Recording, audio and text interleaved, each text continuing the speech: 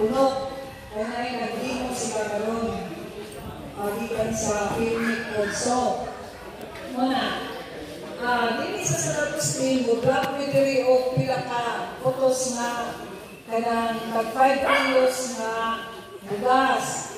Amo nila ang photos nga 5 kilos kay murag amo sa limit kay tingalin din sa tanan.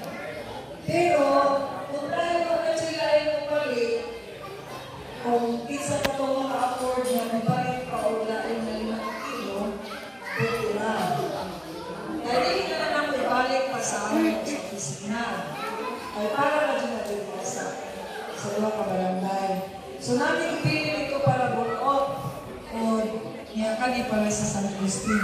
So kani sila, 5 kilos, nag-29 per kilo dyan na among i-announce. Pero kay gasto naman tao, sila kay lubos sa kadaghan sa among hipot kung sumali na kaya po sa among mga bulsa, among kuwan o silipin. So kada 5 ka kilo, may kuwan din o piso.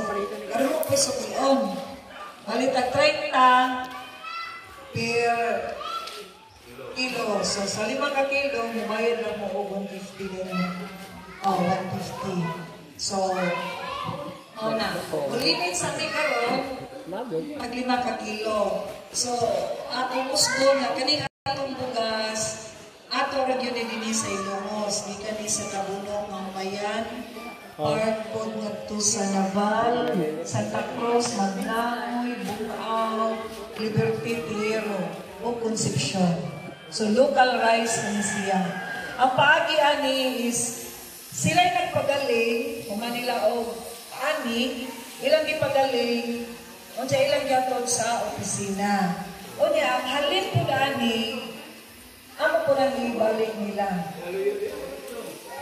Wa na sa mga opisina ang halin.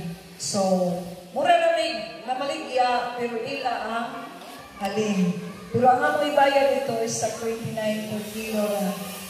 So, amo nang ipaglista ka na ang matag na mga bugas. After ani, ang halina mo, amo na po na ibalik mo sa itong pariyo nga kinaunan po naghatag na mo.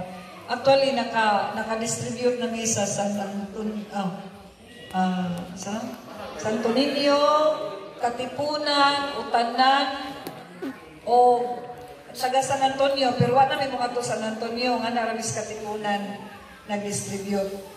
O Bantigi, Cantandog, Dos. So, after ani Injuha, murag nagto na po sa Coastal. Ang Tabay, sunod ang mga schedule. So, I hope na kanang makasabot mo unsay among tumong po ani, ang amo lang yung tumong ani nga maka-avail ta o bumarato nga bugas.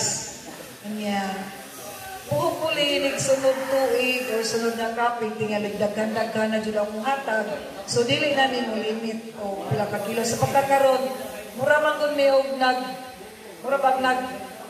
nag-practice kayo ba? Kung naabay mo, musanong, kay lisod baya, sa una, negative man ang ilang reaction ba nga, ano mo, hatag mo nga, alkansi pag-animi, ang pag-ani na mo, barato pa ka-adyo. Pero, kaloy sa Ginoo na adyo yung sanong. So, ang atong process karon mo sign mo sa attendance, anya, bubayad mo o 150, nya hatagan mong stab, nya kanang stab mo na yung dadon dito sa inyo sa bugas. So, ngayon sa attendance, so,